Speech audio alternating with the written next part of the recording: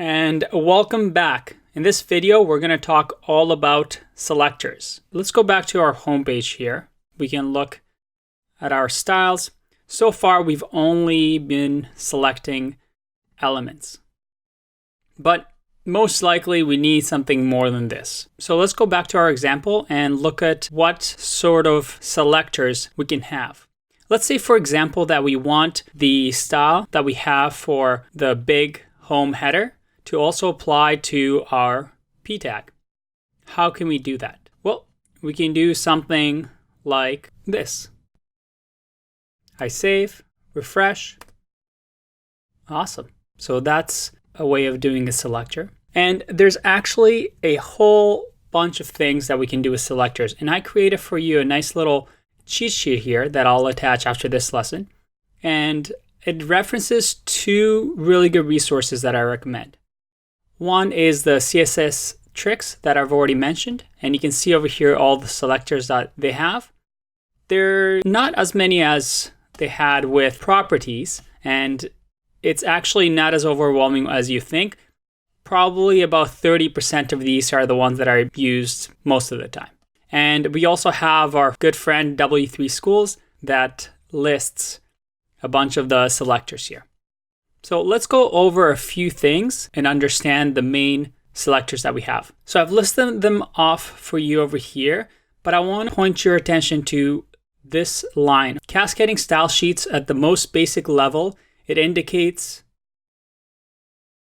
there you go, typo. It indicates that the order of CSS rules matter. And that's something that we've already discussed before. You remember the p tags.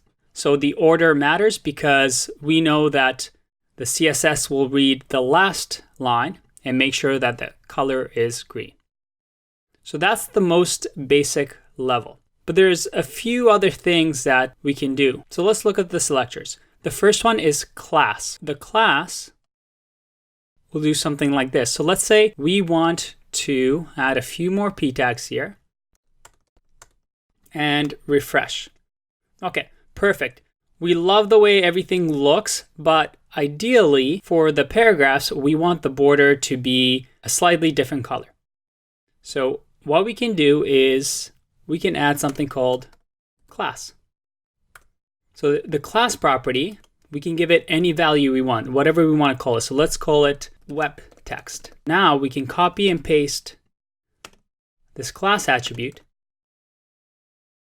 to all the p tags. And if I go back to my style, let's make this, put it up a bit. I can now add period web text. And then from here, you can see that it's highlighted green. And we want the border to be 5 pixels dashed green. Save and refresh. And look at that. So class is a good way to select a group of elements and make sure that they all have the same styles. And we can add multiple ones. So this one can be active. And this adds a second class, which we can say has the text color red. So if we save that, save this as well and refresh, you can see over here that now this is red. So class is very, very useful. Let's look at the next one. Let's drag this over here. Okay, the next one is ID. ID is similar to class, except for you can use the same ID only once. So let's say that we want to group these p tags by wrapping them in a div. And you might remember this from the HTML section where we talked about this tag that is very, very useful for CSS. For occasions like this where we want to wrap something, so I can do ID equals div1. And if I save this, I can now go back here. And for an ID, you want to do a hash sign, div1. And let's do background blue. Save and refresh. All right, that looks absolutely hideous. You know what? I think this will look really, really good if it had a bit of opacity. So again, we remember RGBA. And if we wanted blue, if you remember, is red green, and blue, so 255. And then we'll add opacity of, let's say, 0.2. We save that, refresh. All right, that looks a lot better. But now, let's say we copy this and we want to add a second section. Now we would have to call this div2. Again, we want to make sure that the IDs are different. Otherwise, we break the rules. Now, if I save this, we'll have something new, but no styles in this one. We want to add a different style for div2. So again, the selector of div2 will have, let's say this one, instead of blue, has the background red with opacity of 0.2. Let's refresh and look at that. That looks, I'd say, a lot better than it used to. Okay, let's go back to a couple other ones. So this is a star. So the star, it's not used very often, but it symbolizes all elements. So if I do, and usually you'll see stars at the top, but if I do something like this, I can say that we wanted to align everything. Let's say text align, and we want to do right. If I save that and refresh, now we see that this moved to the right, but these didn't. And the reason is because, again, something called specificity. We're saying that, yep, I want everything to be right. But then as we go down the CSS, you'll see that we are saying H2 and P, we want text align to be center. So these elements, instead of coming to the right, get to the center. So just to prove to you that that's correct, if I comment this out, I save and refresh, you see everything moves to the right. Okay, and let's refresh, perfect.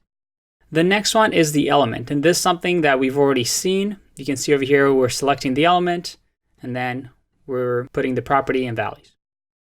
The next one is the element, comma, element, and that is just like we've done here before. We want both H2 and P to have these properties.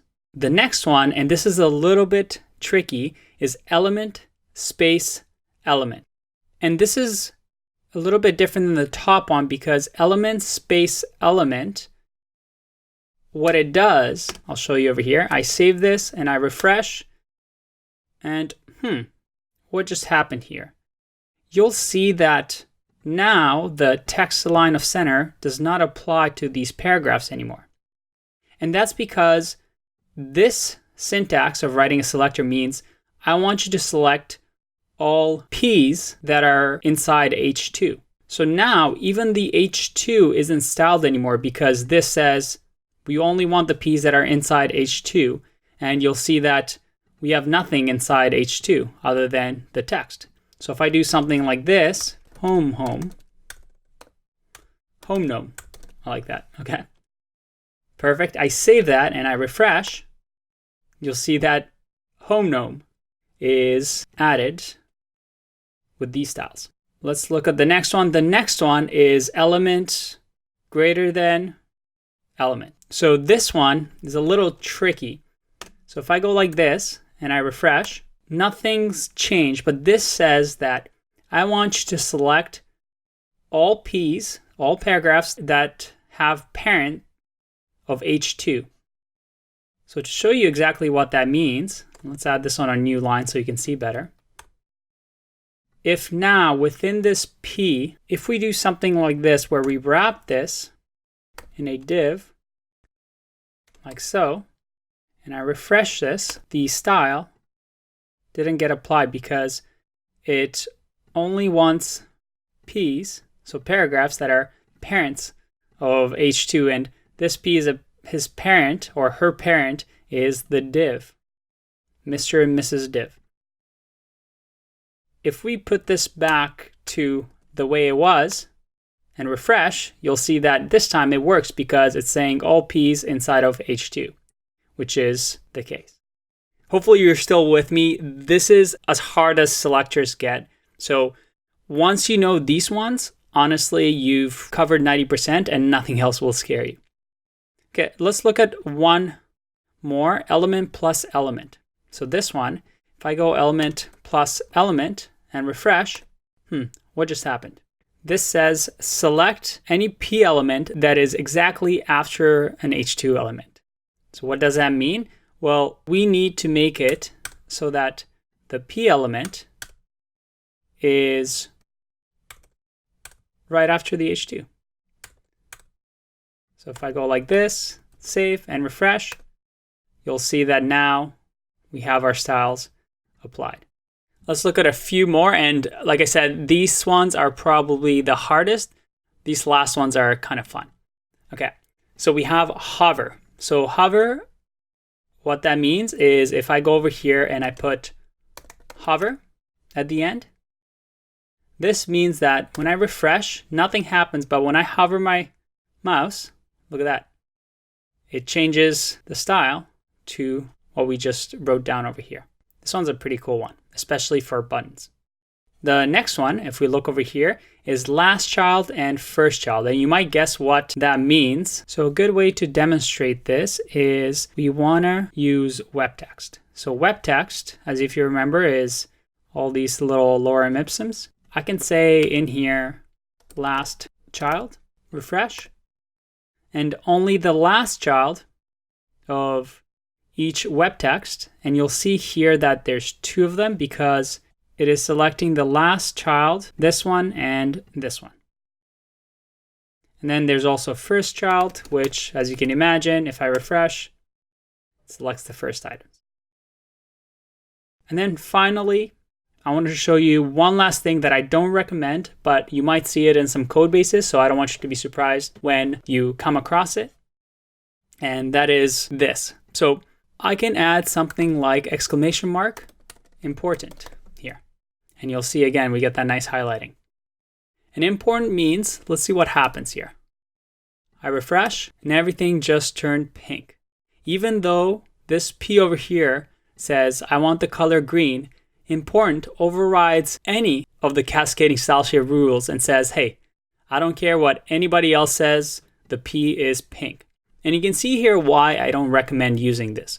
Because although you know for sure that the P tags will be pink, if somebody else comes and starts working on your style sheet, and maybe this is hundreds of lines, and they don't know that the important tag is there, they can be confused as to, hey, how come nothing's turning green? I can play all around with the color here and nothing's happening. And again, it breaks the rules of cascading style sheets. So you don't really want to use it, but again, if you see it out in the wild, you won't be surprised this way. The last thing I want to leave you with is the idea of specificity. If this is your first time running into it, it might get a little confusing and you do need a bit of time to get used to it, but trust me, you'll get there. It's just one of these things that everybody goes through and eventually you'll have an aha moment. When selectors win out in the cascade, it depends on three things. So the first thing is specificity, and I have a resource here that really explains it well. A simple way to think about this is how specific is your selector. So this has a specificity score of here. This has a little bit higher because it's more detailed, it's more nested, and this one is higher. This one is even higher, and you can see that it keeps going higher and higher.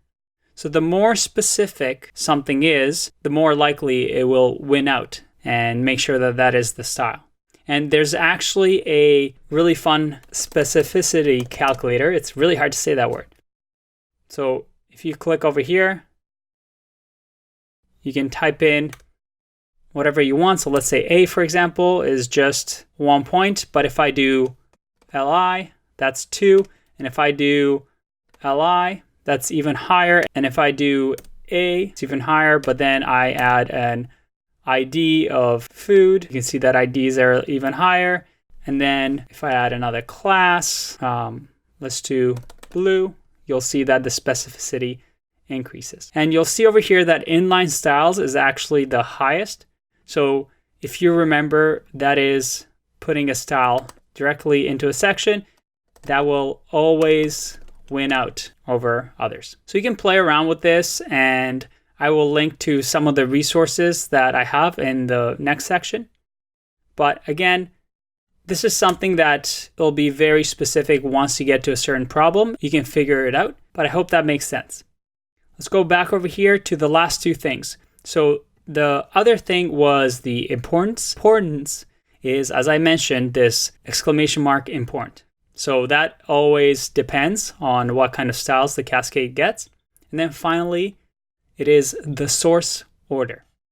And that is, let's go back to our index file. If we had another style sheet here, let's say we're importing another style sheet. And if you remember, we have style 2 here that makes the H2 color blue. If I put this in, save, and let's go back to our website and refresh, this turns blue because our browser reads this style sheet and then reads this one. And because this one happens after this, the later style gets added. So if I switch this over here and I save, refresh, and let's make sure that the H2 has its own style. So let's do H2 color red, refresh. You'll see that this style wins out. Okay, I'm gonna leave this out for you. In the next section, you can play around with CSS and some of the selectors, but this is the hardest it's gonna get. And once you remember these rules, you're all set. I'll see you in the next one.